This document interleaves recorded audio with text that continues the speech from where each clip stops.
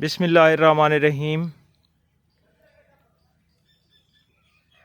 दरख्त और ऑर्गेनिक खेती की जानिब से इम्तियाज़ हुसैन पंजुथा। ये हमारा पिकनिक पे लगा हुआ करेला है। अक्सर लोग वैरायटी भी पूछते हैं, तो ये पाली है, वैरायटी का नाम पाली है। 42 इंच का परमानेंट रेज बेड, उसके ऊपर ये करेला लगा हुआ है। माशाल्लाह बहुत अच्छी फसल है। अभी करेले लग रहे हैं, मैं अभी आपको दिखाता हूँ एक करेला। ये माशाल्लाह बहुत अच्छे हैं, फूल लगे हुए हैं।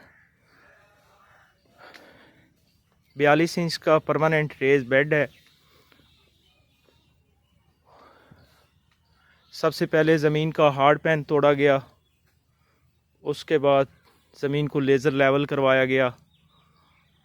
ये ऊपर टनल जो बनी हुई है, ये इंसेक्ट नेट है, ताकि कीड़े मकोड़े हशरात इसके अंदर ना आए। कोई किसी किस्म की खाद नहीं दी गई, कोई स्प्रे नहीं किया गया। माशाल्लाह आप देखें कि फसल कितनी अच्छी है। 42 इंच का परमानेंट रेज बेड बनाया गया, उसके ऊपर बीज लगाए गए और अभी इसके ऊपर ये देखें छोटे छोटे करेले लग रहे हैं। नेट फुल हो गया। ये बिल्कुल पिकनिक के सारे उसूल अपनाए गए। ऑर्गेनिक करेला अभी शुरू हो रहा है। मेरी तमाम दोस्तों से गुजारिश है कि इन ज़हरों से, इन खादों से बचें, अपने अखराजात कम करें, पैदावार अच्छी लें। माशाल्लाह इसके अंदर से अब गुज़रना भी मुश्किल हो गया है। ये आज लेबर लगाएंगे, ये जो इसकी शाखें बढ़ रही हैं ये वाली, ये नेट के अंदर लगाएंगे। तो माशाल्लाह बहुत अच्छी फसल है। कोई किसी किस्म का खाद स्प्रे यूज़ नहीं किया गया, बिल्कुल ऑर्गेनिक। नीचे मल्च की गई, कोई जड़ी बूटी नहीं है। अब नीचे से दिखाना थोड़ा मुश्किल है।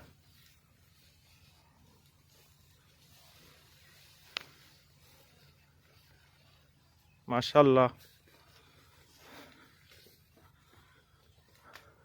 एंड तक जाऊंगा, आपको दिखाना चाह रहा हूँ।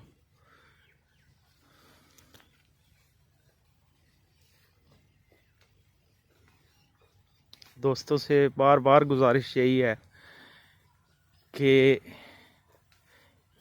अपने अखराजात कम करें। अखराजात बढ़ जाते हैं तो बचत नहीं होती। हमारे अखराजात बहुत थोड़े हुए हैं, सिर्फ नेट के, या ये जो ऊपर टनल बनी हुई है, ये तो परमानेंट टनल है। 42 इंच का परमानेंट रेज बेड, 2 लाइनें, दूसरी लाइन ये बेड के एक साइड पे भी, दूसरी साइड पे भी करेला नेट पे लगा हुआ है।